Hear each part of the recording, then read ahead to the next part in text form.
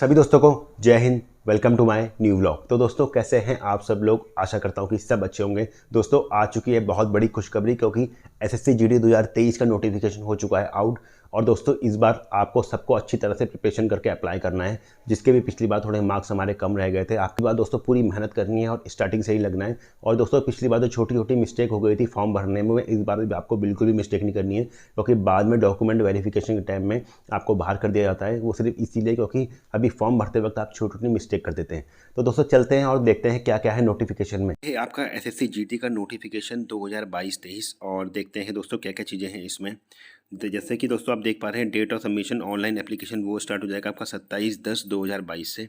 और जो आपका दोस्तों लास्ट डेट है आपकी फॉर्म भरने की जनरेटेड ऑफ चालान, वो आप देख पा रहे हैं 30/11/2022।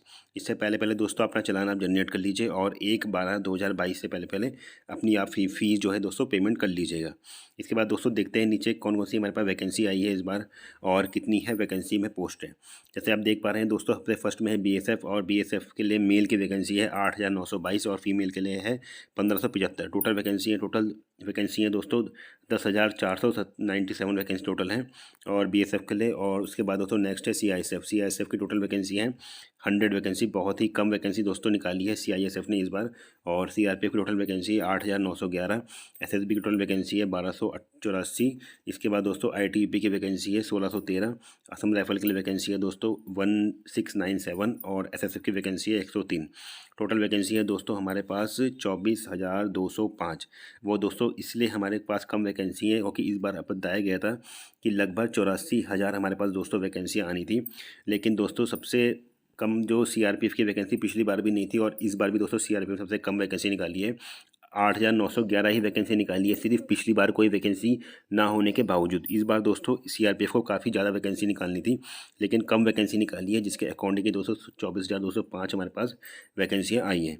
इसके बाद दोस्तों सबसे अच्छी चीज़ आपके लिए यह है कि इस बार एक नई फोर्स हमारे पास जुड़ गई है, जिसको हम कहते हैं एनसीबी, नारकोटिक्स कंट्रोल ब्यूरो। और जैसे कि आप अपनी नोटिफिकेशन में अगर हम चलेंगे तो सबसे पहले आप जैसे आप देखेंगे तो यहाँ पर लिखा है आपके पास कि नारकोटिक्स कंट्रोल ब्यूरो, जैसे कि आप ये देख पा रहे हैं नारकोटिक्स कंट्रोल ब्यूरो 2022 एग्जामिनेशन है इस बार दोस्तों, इसको जोड़ा गया है। तो दोस्तों ये बहुत ही अच्छी बात है आपके लिए कि आप एनसीबी को भी दे पाएंगे अपनी प्रेफरेंस में और इसको भी आप अपनी प्रेफरेंस दे पाएंगे, इसमें भी आप सिलेक्शन हो सकता है। दोस्तों इसमें और क्या क्या चीज़ें इंपॉर्टेंट है, और इस बार दोस्तों जो आपके लिए खुशखबरी सबसे अच्छी चीज़ है वो है दोस्तों एज लिमिट। जो हमारी एज लिमिट बढ़ा दी गई है और जिसमें आपको दी गई है पूरे 3 साल की छूट। जी हाँ, पूरे 3 साल की छूट दी गई है आपकी अपर एज लिमिट में। यानी कि यदि आपकी एज 2 जनवरी 1997 है तो दोस्तों आप फॉर्म भरने में एलिजिबल हैं, आप फॉर्म भर सकते हैं यदि आपकी एज 2/1/1997 है तो दोस्तों 3 साल की छूट दी गई है, क्योंकि कोविड के टाइम पे काफ़ी प्रॉब्लम हो गई थी। जैसे कि आप देख पा रहे हैं यहाँ पे नोट भी दिया गया है, due to presented covid pandemic it has been decided by the government grant 3 year age relaxation beyond respective prescribed upper age limit of all category of the candidate as one time measure of the recruitment। तो जैसे आप देख पा रहे हैं 3 साल के लिए इस बार छूट दी गई है गवर्नमेंट की तरफ से। दोस्तों बहुत ही अच्छा फैसला है ये, क्योंकि क्या हुआ था कोविड के टाइम पे कोई वैकेंसी नहीं आई थी और काफ़ी जो हमारे कैंडिडेट है उनकी दोस्तों ओवर एज हो गई थी और वो फॉर्म नहीं भर पा रहे थे। तो इस बार सबको मौका मिला गया है दोस्तों, आप आराम से फॉर्म भर सकते हैं। 3 साल आपको एज लिमिट में छूट दी गई है। इसके अलावा दोस्तों यदि आप SC ST OBC से बिलोंग करते हैं तो इसके अकॉर्डिंग आपको 5 साल और 3 साल की छूट मिलेगी। अब चलते हैं दोस्तों नीचे और क्या क्या चीज़ें इसमें इंपॉर्टेंट है। इस बार जो नई नई चीज़ें जोड़ी गई हैं दोस्तों वो बताता हूँ मैं आपको कि काफ़ी कुछ जो है SSC ने इस बार अपना पैटर्न चेंज कर दिया है दोस्तों। तो उसके अकॉर्डिंग आपको सिर्फ ध्यान देना है अपनी पढ़ाई पर, क्योंकि पढ़ाई बहुत इंपॉर्टेंट है। आपका जो रिटर्न एग्जाम है दोस्तों उसी का ही पूरा वेटेज है और उसी से हो पाएंगे आप पास। तो दोस्तों आपको सिर्फ 10th पास चाहिए इस फॉर्म को भरने के लिए, सिर्फ आपको 10th क्वालिफिकेशन चाहिए। जैसा आप यहाँ पे देख पा रहे हैं, यहाँ क्लियर लिखा है the candidate must have passed matriculation और 10th क्लास एग्जामिनेशन। तो दोस्तों जब आप फॉर्म भरेगा अपना, जब आप ऑनलाइन फॉर्म सबमिट करेंगे तो उसमें आप अपनी हायर क्वालिफिकेशन आपको दिखाने की ज़रूरत नहीं है, सिर्फ आप अपने जो 10th पास है वो दिखा दीजिए, ताकि बाकी डॉक्यूमेंट जो होंगे आपके पास ही रहेंगे।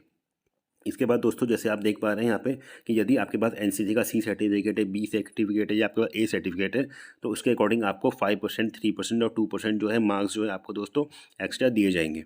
इसके बाद दोस्तों नेक्स्ट चलते हैं नीचे, और क्या क्या चीज़ें हैं आपको ऑनलाइन जो अप्लाई करना है इसको, जैसे आप देख पा रहे हैं अप्लाई आपको ऑनलाइन करना है एसएससी की साइट पर जाकर, और उसके अकॉर्डिंग जो भी आपको फ़ोटोज़ वगैरह है इसके इतने केबी के बीच में लगानी है। दोस्तों यदि आपको कोई प्रॉब्लम आती है फॉर्म भरने में तो आप मुझे बता सकते हैं, मैं फॉर्म भरने का एक वीडियो बना के अलग से आपके लिए पोस्ट कर दूंगा। दोस्तों जैसा कि आप देख पा रहे हैं सिर्फ 100 रुपीज़ आपको फ़ी पेमेंट करना है। तो यदि आपका सिलेक्शन आपको लगता है डेफिनेटली मैं 2021 की भर्ती में मेरा नाम आ जाएगा, तो भी दोस्तों आप ज़रूर फॉर्म भरिए, सिर्फ 100 रुपीज़ आपके लगेंगे। और शायद आपको इस बार आपका एनसीबी में सिलेक्शन हो जाए। दोस्तों यकीन मानिए बहुत ही अच्छी फोर्स है एनसीबी, एक अलग ही स्टैंडर्ड है दोस्तों काम करने का, जॉब प्रोफाइल एक अलग ही है एनसीबी की। और दोस्तों इसके रिगार्डिंग में अलग से एक वीडियो बना के लिए आपके ज़रूर लाऊंगा कि दोस्तों एनसीबी की क्या ड्यूटीज़ हैं और कैसी है हमारी एनसीबी फोर्स।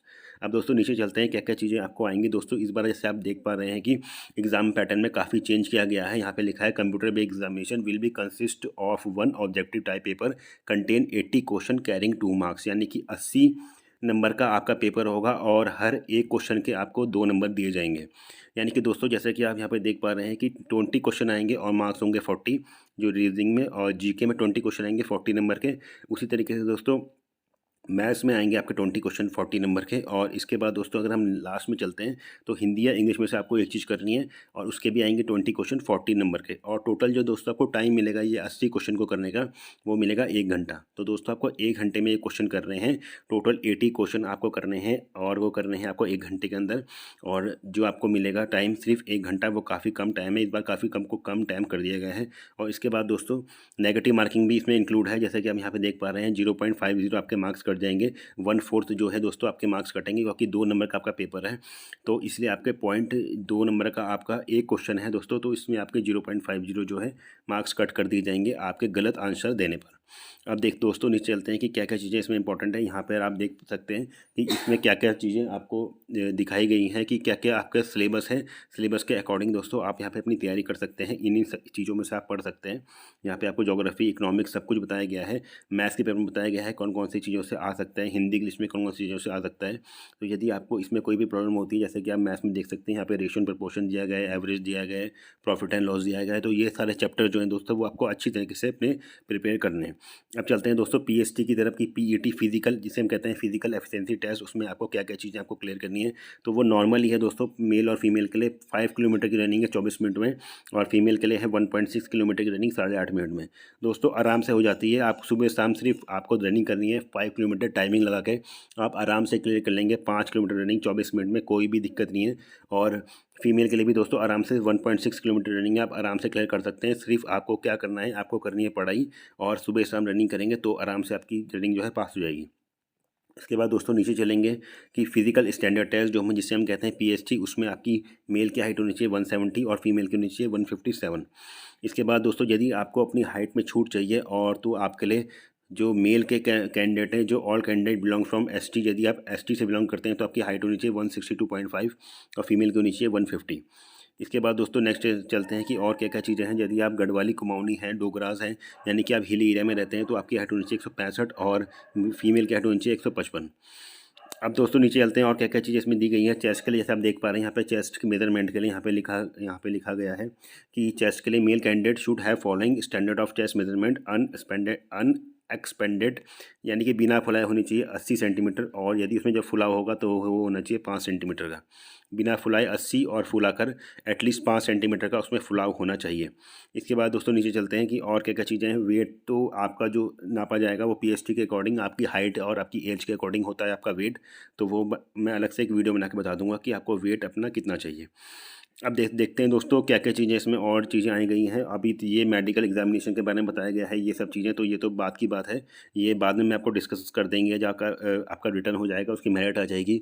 और जब मेडिकल के लिए आप जाओगे तो ये सब चीज़ें जो हैं दोस्तों, ये सारे एनेक्चर जो हैं वो बाद में मैं आपको समझा दूंगा कि क्या क्या चीज़ें होती हैं। फिलहाल आपको यही ध्यान रखना है कि अपना एक एक चीज़ जो आपके, जब आप फॉर्म भरेंगे ऑनलाइन एप्लीकेशन, तो एक एक चीज़, एक एक अपना वर्ड अक्षर अपने नाम का, अपने माता पिता के नाम का, अपने एड्रेस का बिल्कुल सही भरना है दोस्तों। एक एक चीज़ चेक करके भरनी है, साइबर कैफ़े वाले के भरोसे बिल्कुल भी नहीं रहना है।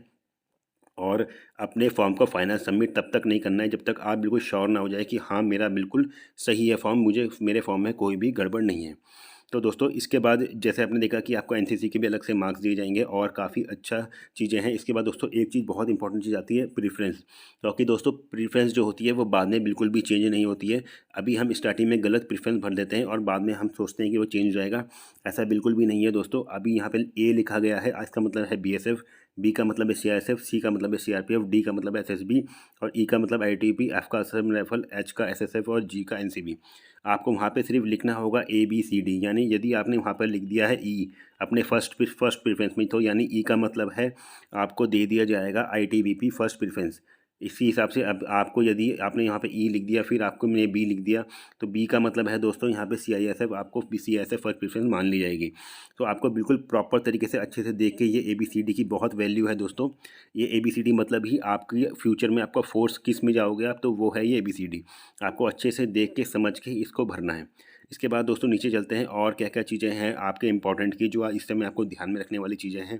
दोस्तों जैसे आप देख पा रहे हैं यहाँ पे लिखा है for filling up the one time registration form please follow the following step. इन ये आप प्लीज़ आप ध्यान से पढ़िएगा क्योंकि ये बहुत इंपॉर्टेंट चीज़ होती है और इसमें जो है कई लड़के बाद में बाहर हो जाते हैं। जैसे कि यहाँ लिखा है सीरियल नंबर 2 में fill your name exactly as given by matriculation, यानी कि 10th के सर्टिफिकेट में जो आपका नाम लिखा है वही सेम आपको लिखना है।